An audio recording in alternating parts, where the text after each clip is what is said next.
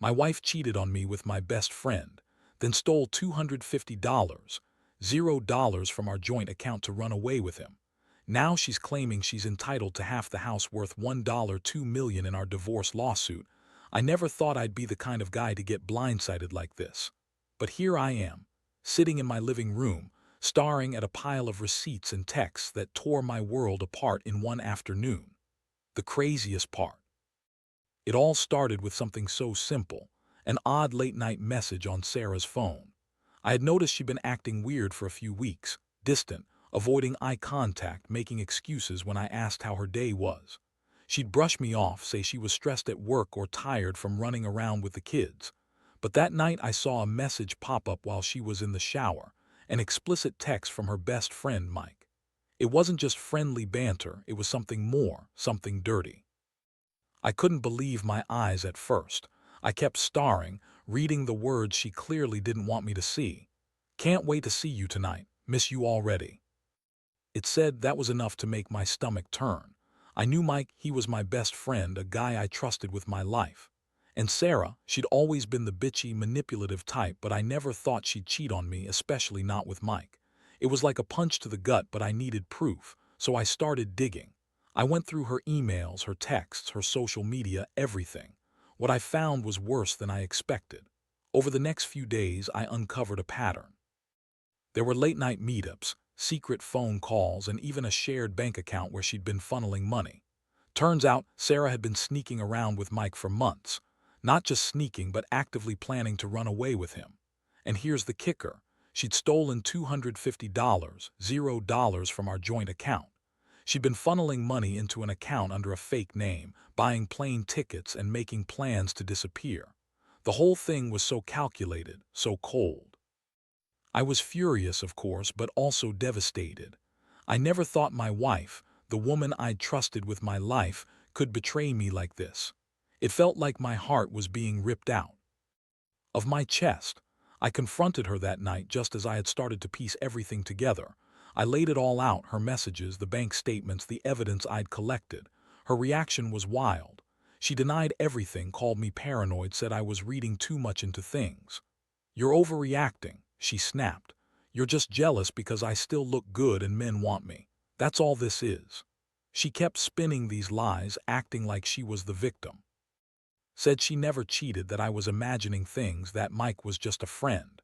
But it was all bullshit. I knew the truth and I could see through her lies. The thing is, her behavior changed so drastically. She started dressing up more, going out without telling me where, even deleting texts when I got close. The more I looked, the clearer it became. She'd been planning her escape and I was just too blind to see it. The emotional roller coaster was brutal. I felt anger, betrayal, sadness, and a deep sense of loss. How could she do this to me? To our family? I'd poured everything into this marriage, my time, my energy, my money. And she had been sneaking around, plotting to leave me with nothing but a trail of lies. For days after I found out, I couldn't eat, couldn't sleep. I kept replaying everything in my head. How she used to kiss me goodnight, how she smiled at me in the mornings, all the moments I thought were real. Turns out they were just illusions. But then a strange thing happened. I started thinking about what I wanted to do next. I realized I had to be smart, not act impulsively. I decided I'd gather all the evidence, prepare for the inevitable divorce, and most importantly, protect my assets. She'd always been good at pretending she was innocent, but I knew her game now. I also knew she'd try to claim half the house, which is worth about $2 million. She's always been the manipulative type, and I could see her trying to spin this to her advantage. That's when I started planning my revenge, not in a vindictive way, but enough to make her regret what she did. The thing is, I love my kids and I don't want to destroy everything, but I also want her to pay for what she's done. She's not just a cheating wife. She's a thief, a liar, and she's trying to cheat me out of my rightful share. I want her to feel what it's like to lose everything she thought she could get away with. I'm not about to let her walk all over me or take what's mine without a fight. That's where I'm at now, waiting, planning, and trying to figure out how to turn this nightmare into a lesson she'll never forget. After I collected myself from that initial shock, I started digging even deeper. I knew Sarah was slippery. She'd always been good at spinning stories and hiding her tracks, but I was determined to get to the truth no matter what. I hired a private investigator to follow her, just to confirm what I already suspected. The guy was good, and within a week he brought back a trove of evidence. Photos of her with Mike, sneaking into a hotel downtown, holding hands, kissing. It was all there, laid out in black and white. I couldn't believe I'd been so blind, so naive. What made it worse was the financial side. I found out she'd drained our joint account, $250, zero gone just like that. She'd been funneling money into an offshore account under a fake name, probably planning to disappear. That money was meant for the kids' college funds, our retirement, everything we worked for, and she just took it to run off with Mike. That was the moment I realized she wasn't just cheating, she was stealing from us. I was furious. Not just sad, not just betrayed, I was furious. I'd always prided myself on being a good provider, a decent husband, someone who worked hard for what we had. And now she was throwing all of that away just to be with her new boy. I didn't want to just confront her and then let her walk away with everything. No, I decided I needed a plan, something to make her regret her choices and protect what's mine. The first thing I did was get legal advice. I knew she'd try to claim half the house, which is worth about $1.2 million. She's always played the victim, claiming she's entitled to half because she's been married to me for so long, but I knew better. I had the proof of the affair, the stolen money, and her plans to run away. I also had the bank statements showing the money she'd diverted. I wanted to prepare myself for a divorce, but I also wanted to make sure I'd come out of it with everything I deserved. While I was gathering all this, Sarah kept lying. She insisted she was innocent, that she had no idea how the money disappeared, and that I was just paranoid. She said she loved me, that she'd never cheat, and that I was just jealous of Mike because he was better in bed or some bullshit like that. She'd always been good at lying, twisting things around to make herself look like the victim. But I saw through her. I knew she was just trying to buy time or manipulate the situation. One night she got really nasty. She accused me of ruining her reputation, of trying to control her, and said I was just a jealous husband who couldn't handle her having a life outside of me. She even claimed that I was the one cheating, that I'd been unfaithful, just to turn the tables. I couldn't believe her audacity. I just looked at her and said, "You've been caught, Sarah. There's no way you're getting away with this." That's when she started throwing tantrums. She yelled, screamed, called me names, said I was a controlling, insecure man who didn't appreciate her. She told me I should be grateful she even stayed with me all these years, and that she deserved half of everything because she was the wife. But I wasn't buying her bullshit anymore. I knew her game. She was trying to spin it so she'd get a bigger cut, maybe even try to take the house outright. That's when I realized I needed to act fast. I contacted my lawyer and we started preparing the divorce papers. I also reached out to my bank and froze the accounts to stop her from withdrawing any more money. I told her I knew everything and I was ready to fight for my rights.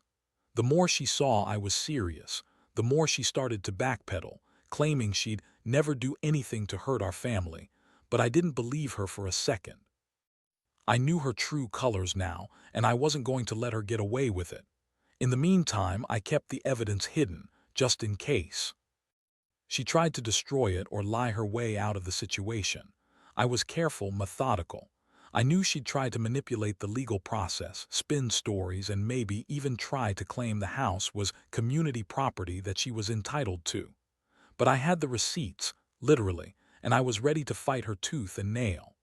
Honestly, the emotional toll was brutal. I felt betrayed, angry, and hollow inside.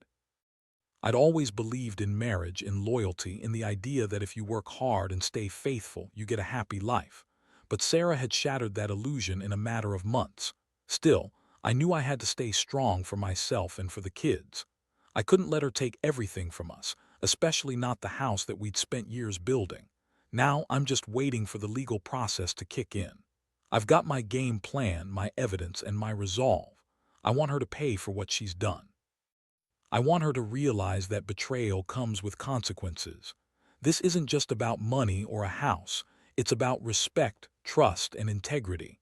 And I'm determined to see this through, no matter how ugly it Once I had everything set up, lawyers hired, bank accounts frozen, evidence secured, I felt a strange mix of relief and rage.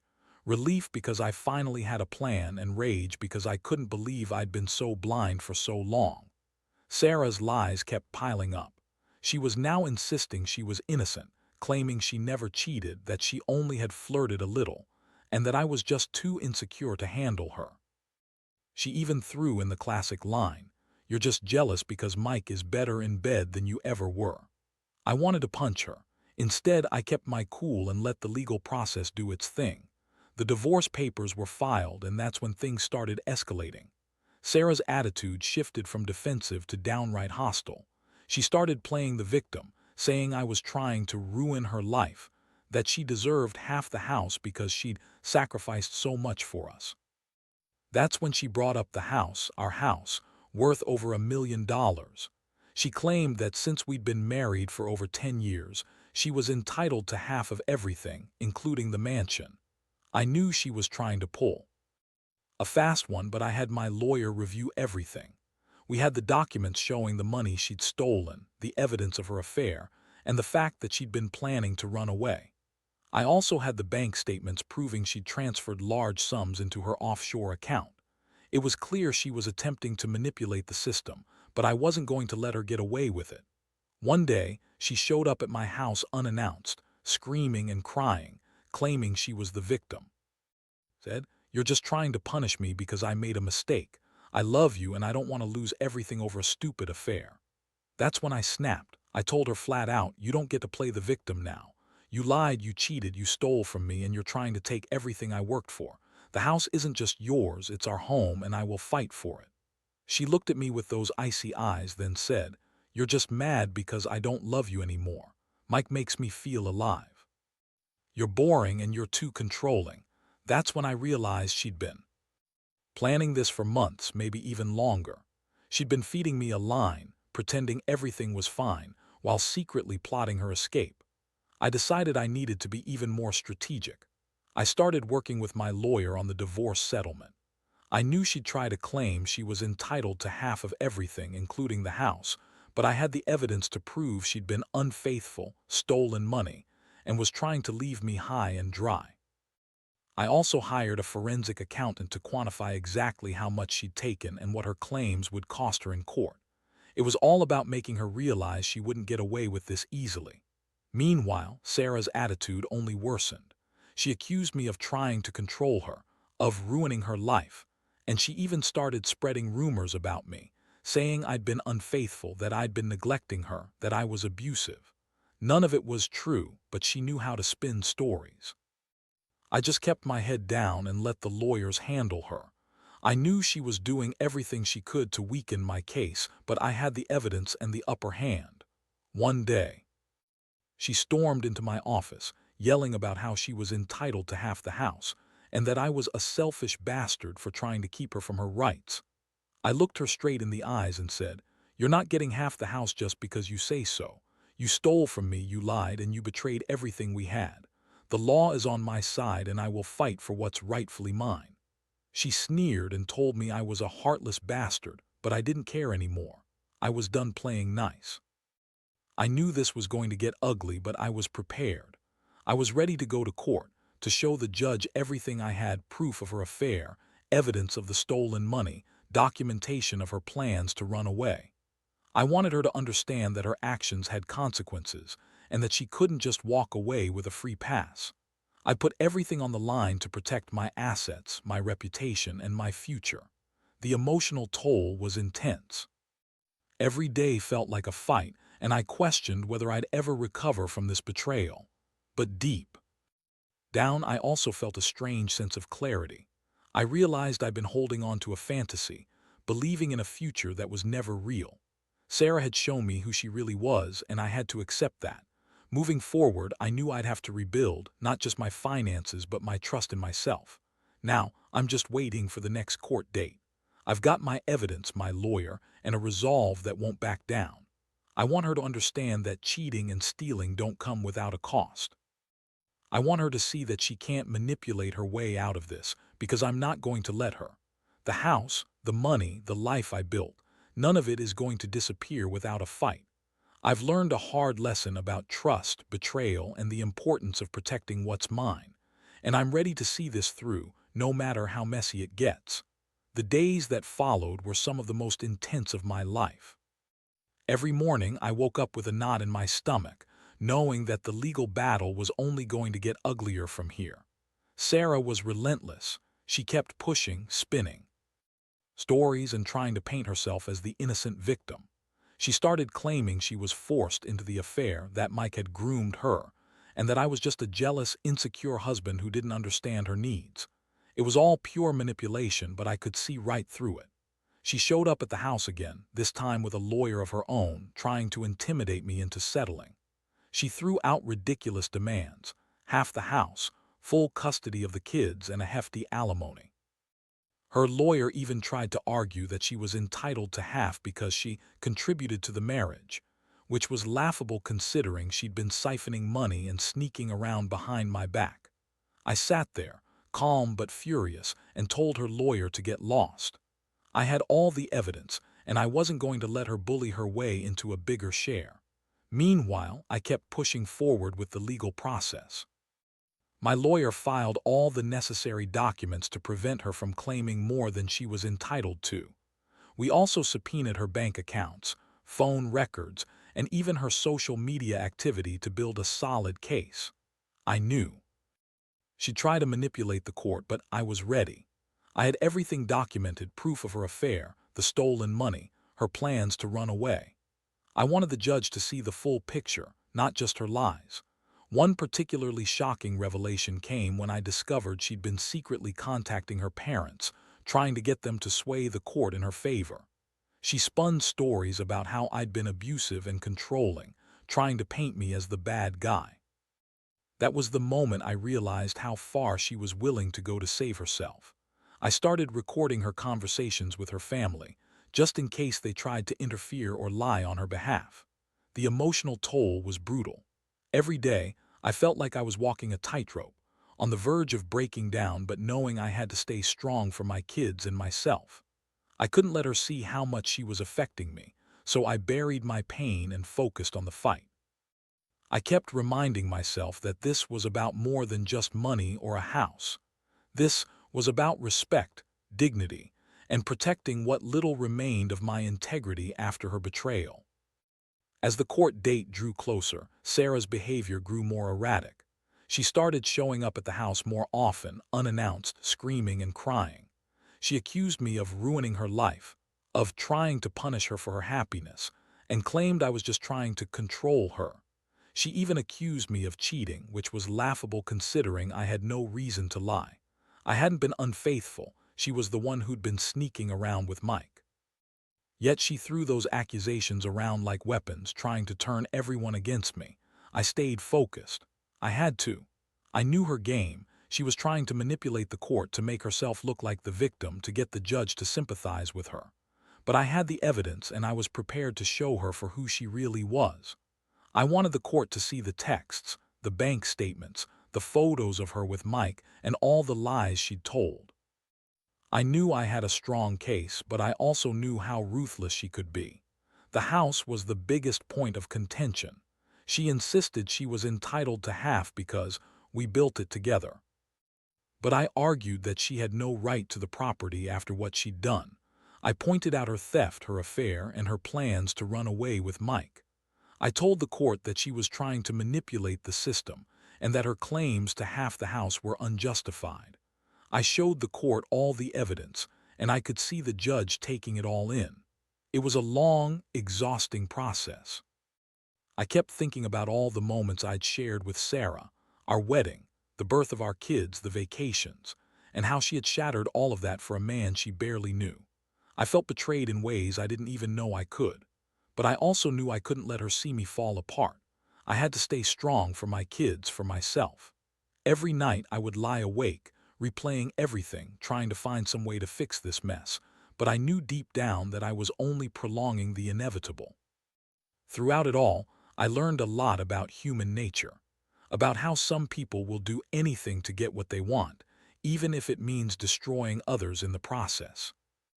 I learned that trust is fragile, and once broken, it's almost impossible to repair. I also learned that sometimes the only way to protect yourself is to fight hard, relentless, and without mercy.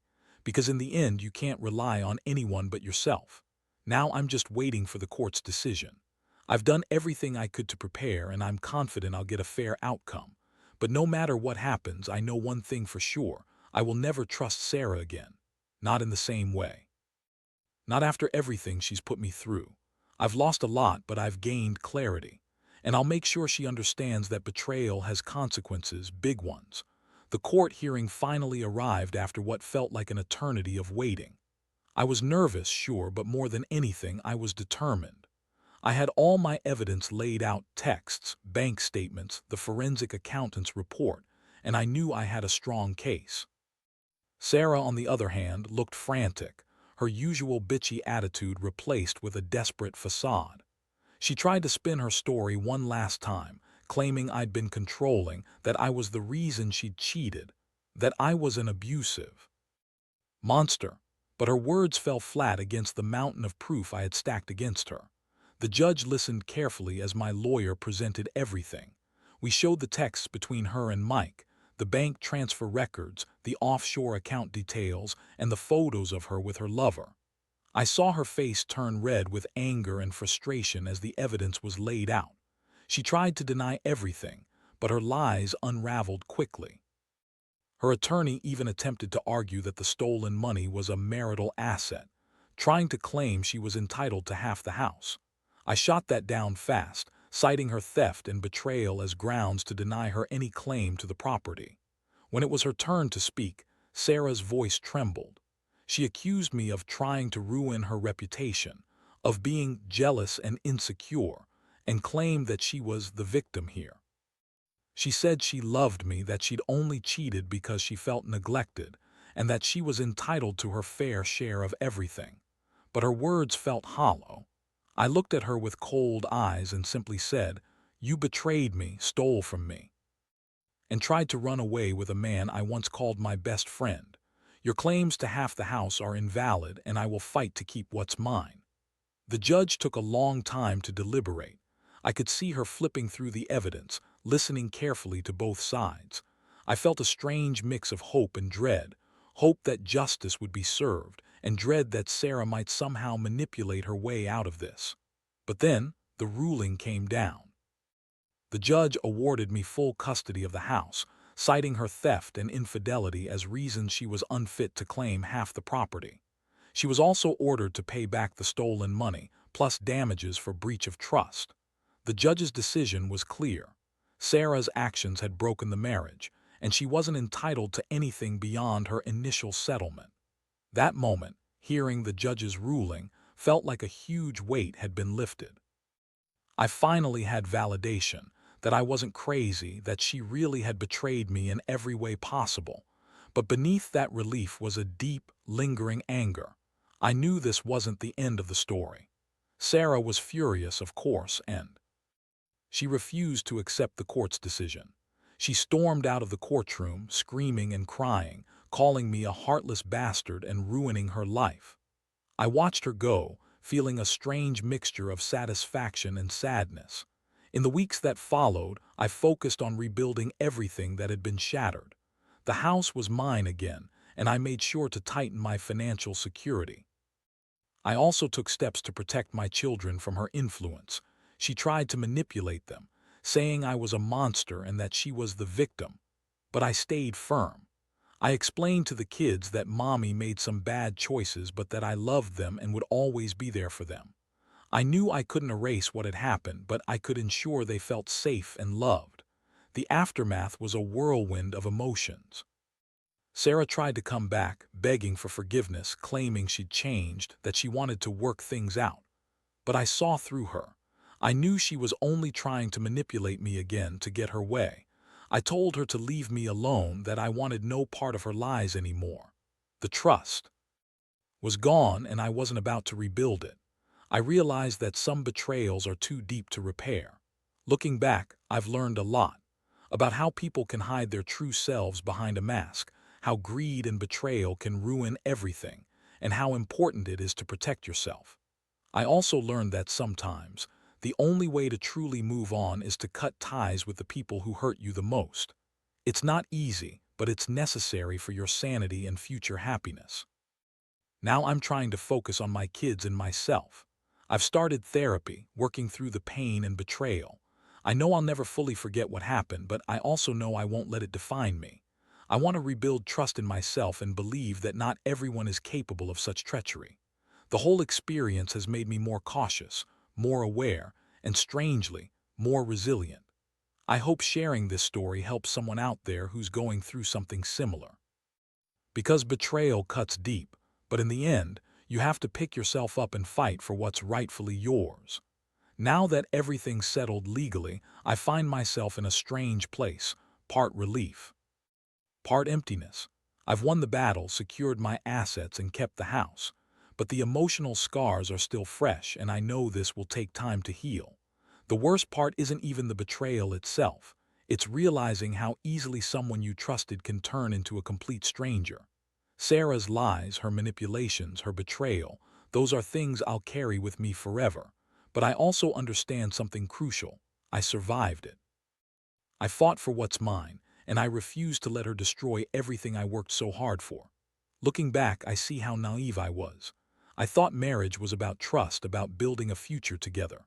Turns out, some people see it as just a game, a way to get what they want, no matter the cost. Her lies, her theft, her affair, they all shattered that illusion. But I learned that no matter how deep the betrayal, you can come out stronger if you stay honest with yourself and fight for justice.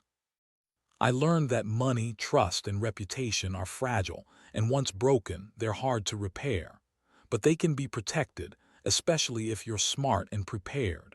I've also come to realize that I need to focus on myself and my kids now.